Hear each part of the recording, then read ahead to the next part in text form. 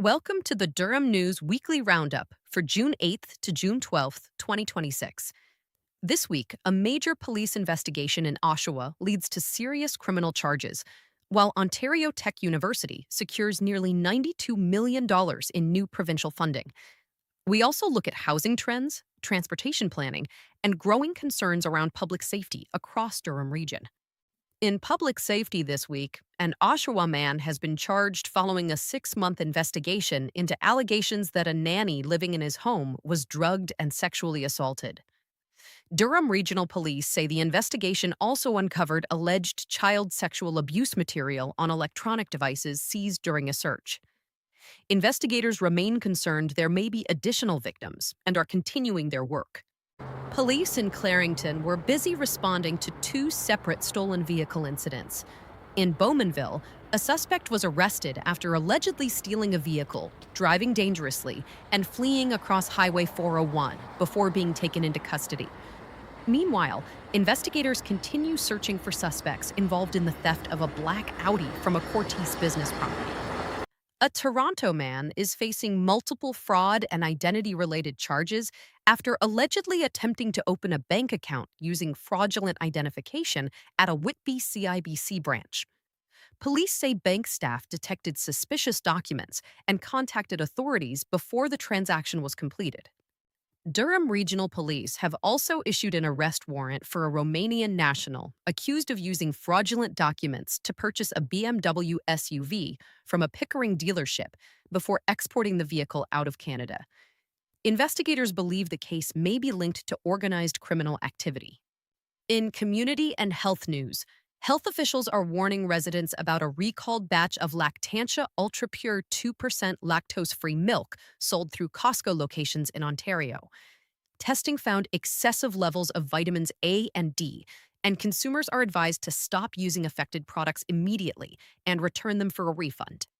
Meanwhile, Durham Region is experiencing a concerning increase in suspected opioid overdoses.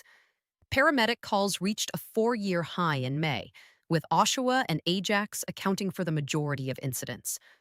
Public health officials continue urging residents to carry naloxone and access harm reduction services.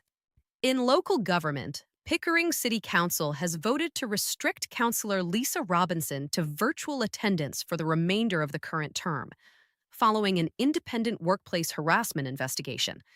The report concluded that her conduct towards city staff created a poisoned work environment. Council says the measure is intended to protect employees and maintain a safe workplace. In development news, the city of Oshawa is seeking public feedback as it updates its integrated transportation and active transportation master plans. The review will help guide future investments in roads, transit, cycling, and pedestrian infrastructure over the next 3 decades. Residents have until July 17th to provide input. Ontario Tech University is set to receive nearly $92 million in provincial funding as part of Ontario's broader investment in post-secondary education. The funding is expected to support expanded STEM programming, workforce development, and future student growth in Durham Region. The local housing market also saw notable movement this week. Ajax recorded one of the largest rent declines in Canada, with one-bedroom apartment rents falling nearly 10% compared to last year.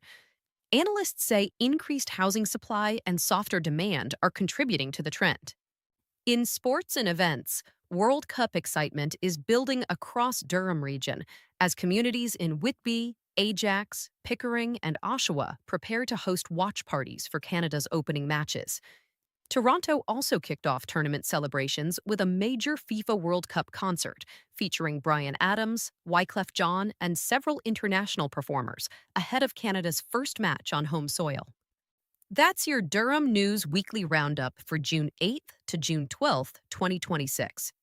For daily local news, breaking updates, community stories, and events from across Oshawa, Whitby, Ajax, Pickering, Clarington, and Durham Region, visit allaboutdurham.com. If you enjoyed this update, be sure to subscribe, like, and turn on notifications so you never miss a story. Thanks for watching, and join us again next week as we continue following the stories shaping Durham Region.